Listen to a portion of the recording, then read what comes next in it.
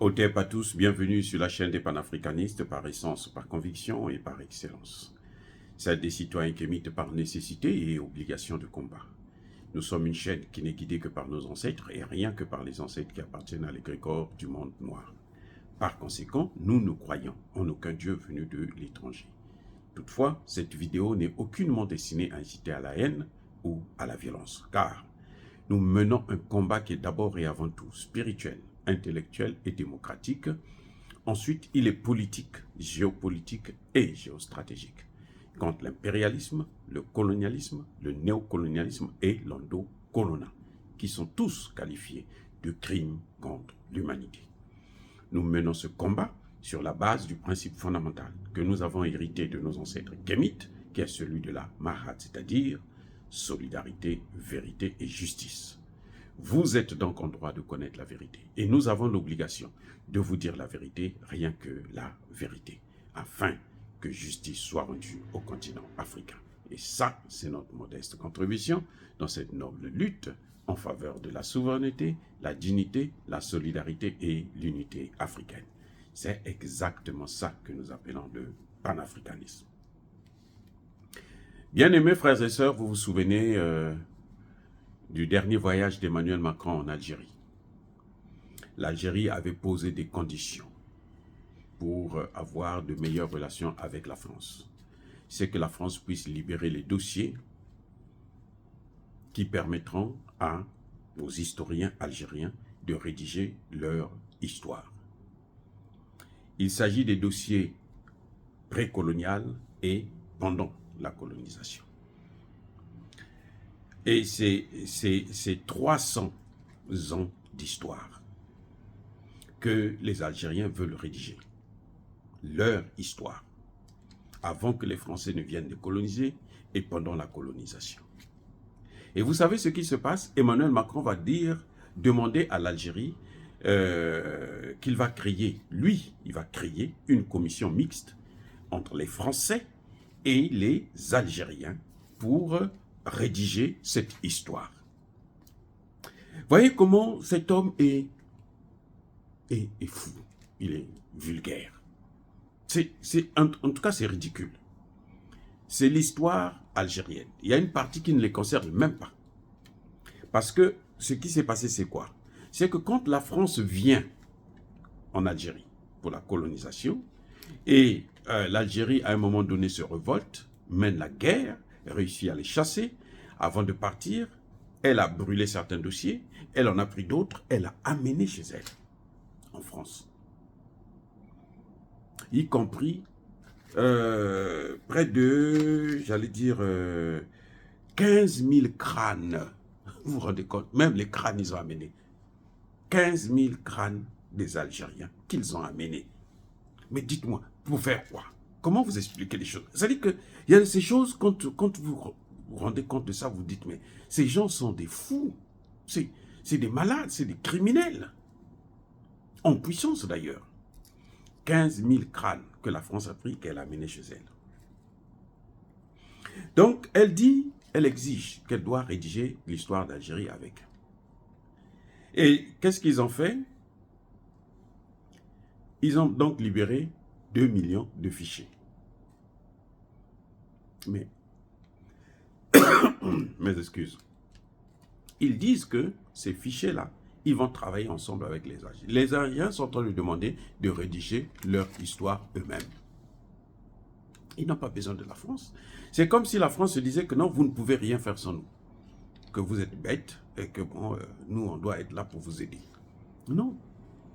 Et en plus, j'allais oublier de vous dire, c'est que c'est plus d'1 million. Il faut compter même 2-3 millions. Puisque l'Algérie, avant la colonisation, comptait 10 millions d'habitants. Après la colonisation, ils sont arrivés à 9 millions. Donc, ils ont tué 1 million. Et puis, sans oublier les naissances, les enfants qui devraient naître, ainsi de suite. Donc, c'est peut-être 3 millions qu'ils ont tués. Sinon plus. Et la France a fait 57 essais nucléaires en Algérie. 57 essais nucléaires. elle a lancé 17 bombes nucléaires sur le sol algérien. Donc, même dans le domaine nucléaire, il y a un problème parce que jusqu'aujourd'hui, il y a des Algériens et il y a même des pays limitrophes qui souffrent des cancers et autres, qui développent des maladies graves comme ça à cause de ces essais nucléaires. La France avait placé des mines partout. Jusqu'aujourd'hui, ça continue à faire des dégâts. Et c'est eux qui veulent venir rédiger l'histoire d'Algérie. Et ce qui est encore plus grave, c'est que récemment, quand il s'est posé le problème du Niger, le coup d'État au Niger, eh bien, qu'est-ce qui s'est passé? La France a fait le chantage à l'Algérie. Elle dit non, je ne vous donne pas les documents parce que moi, j'ai besoin d'abord que vous me donnez votre espace pour attaquer le Niger. La France voulait échanger, c'est le chantage ça, échanger les documents, les fichiers qui appartiennent aux Algériens, qu'elle a volés à l'Algérie, hein, comme elle a fait avec nos objets d'art. Elle a volé, elle est partie avec, et maintenant elle ne veut plus remettre. Pour remettre, elle pose des conditions. Elle demande en échange quelque chose. L'Algérie, avec l'Algérie, elle demande que l'Algérie puisse libérer lui donner son sol afin qu'elle puisse intervenir, bombarder le Niger. L'Algérie a refusé. L'Algérie dit non, je ne ferai pas ça. Ce n'est plus le temps de la colonisation où tu pouvais venir faire tout ce que tu veux. Maintenant, c'est fini. Il n'y a rien à faire, je ne cède pas. Et donc, en ce moment, il y a cette commission qui se trouve en Algérie, donc des Algériens et des Français, pour rédiger cette histoire. Mais ça, c'est une commission nulle. C'est-à-dire que le résultat, on n'a rien à attendre de cette commission. C'est vrai qu'il doit y avoir des Algériens qui ont besoin d'argent qui vont aller perdre leur temps là-bas. Mais ce qui est certain, c'est que pour nous, ça, c'est pas l'histoire. L'histoire de l'animal ne peut pas être rédigée par le chasseur ou avec le chasseur. C'est l'animal lui-même qui doit rédiger son histoire. Parce que c'est l'animal qui sait ce qu'il a vu, ce qu'il a subi.